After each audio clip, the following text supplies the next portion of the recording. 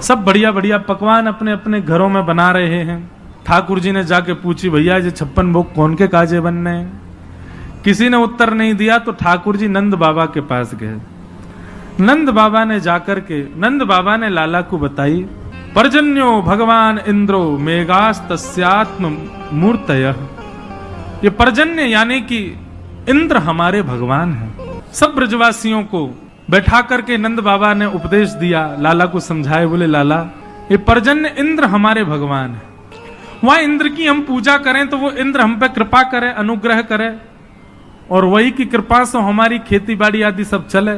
ठाकुर जी ने कही, बोले कि बाबा एक इंद्र की पूजा ही क्यों, फिर तो समस्त देवताओं की पूजा होनी चाहिए।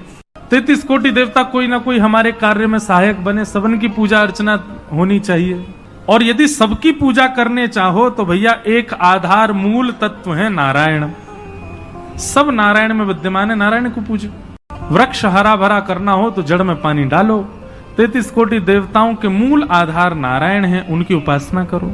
बोले वो नारायण कहाँ मिलेंगे भैया? बोले वो नारायण हमारे ब्रजमंडल में गोवर्धन रूप में विराजमान है, चलो उनकी पूजा करें। ब्रजवासी सब बोले, बोले लाला बरसनते चली आ रही हमारी देवता की पूजा, हम छोड़ के तेरे नारायण को पूजवे जाएंगे, कहीं इंद्र नाराज है क्या? तो ठाकुर जी बोले, पहली बात तो इंद्र नाराज नहीं हो सकता। क्यों? क्योंकि नारायण परब्रह्म है, और परब्रह्म की उपासना जब होती है तो सब देवताओं का पोषण होता है। और दूसरी बात, फिर भी मानिनी इंद्र ने यदि क्रोध किया तो जिनकी शरण में हम जा रहे हैं, ऐसे गोवर्धन नाथ नारायण के ही स्वरूप हैं, ये हमारी रक्षा करेंगे। सब ब्रजवासी बोले लाला हमें तो बड़ा डर लग रहा है। बोले नहीं, भय से कभी भक्ति नहीं करनी चाहिए।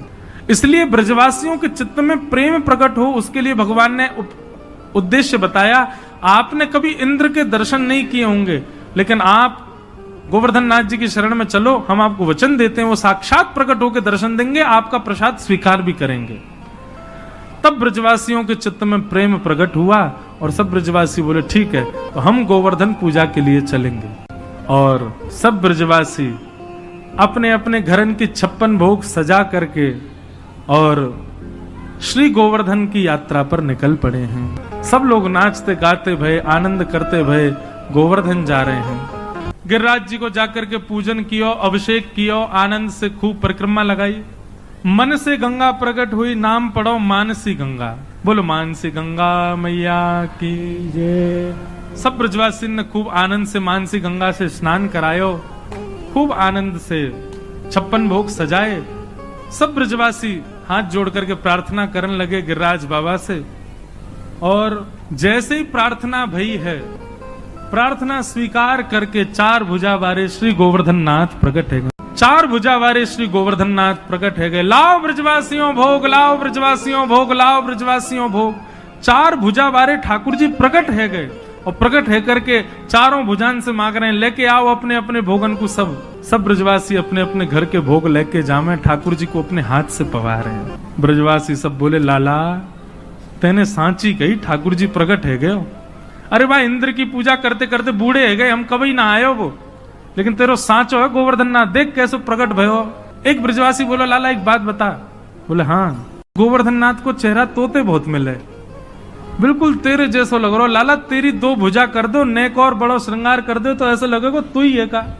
ठाकुर जी बोले अरे तुम नहीं जानो, मेरी गैया यहीं चरवे आवे गिरिराज जी पे, और वह गैया को दूध जाको मैं पीऊं, वही को जे गोवर्धन नाथ पीवे, या हमारे हम दोनों को चेहरा एक जैसो है।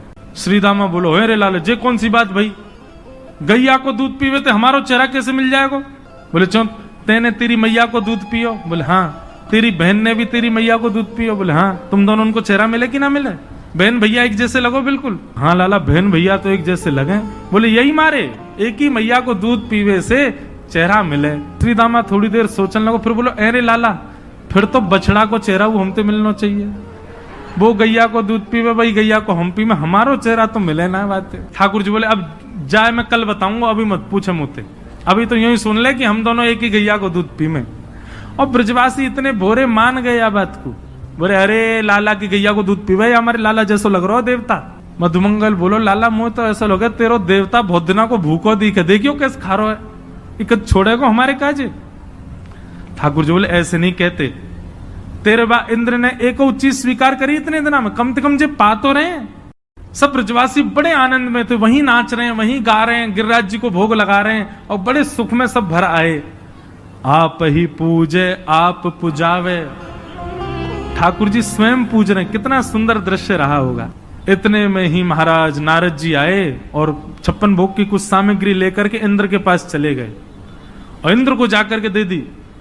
इंद्र ने पाया, इंद्र बोला बड़ा स्वादिष्ट है महाराज, कहां से लाए? बोले वो क्या है, आजकल तुम्हारी पूजा बंद हो गई है ना वृंदावन में। वो नन्हा सा कन्हैया 2 रूप धारण करके अपनी पूजा करवा रहा है, इसलिए मैंने सोचा 56 भोग बने तुमको भी खवाता चलूं। इंद्र को क्रोध आया, मेघमालाओं को आज्ञा कर दी, जाओ जाकर के पूरे ब्रजमंडल पर इतनी वर्षा करो पूरा ब्रज डूब जाए। त्राहिमाम करते हुए ब्रजवासी सब दौड़ने लगे। आकाश में बादल गरज रहे हैं, सब ब्रजवासियों को रोक रहे हैं ठाकुर जी, अरे जिनकी शरण में आए उनसे प्रार्थना करो। सब ब्रजवासी हाथ जोड़ के कह रहे हैं, गिरिराज धरण प्रभु तुमरी शरण। सब ब्रजवासी आंख बंद करके गा रहे थे। जैसे ही नेत्र खोल करके देखा तो क्या पाया, 7 बरस के कन्हैया ने 7 कोस लंबे चौड़े गिरिराज पर्वत को अपने बाम हस्त की इकन्नी उंगली के नख पर धारण कर लिया। बोलो गिरिवरधारी गोपाल की।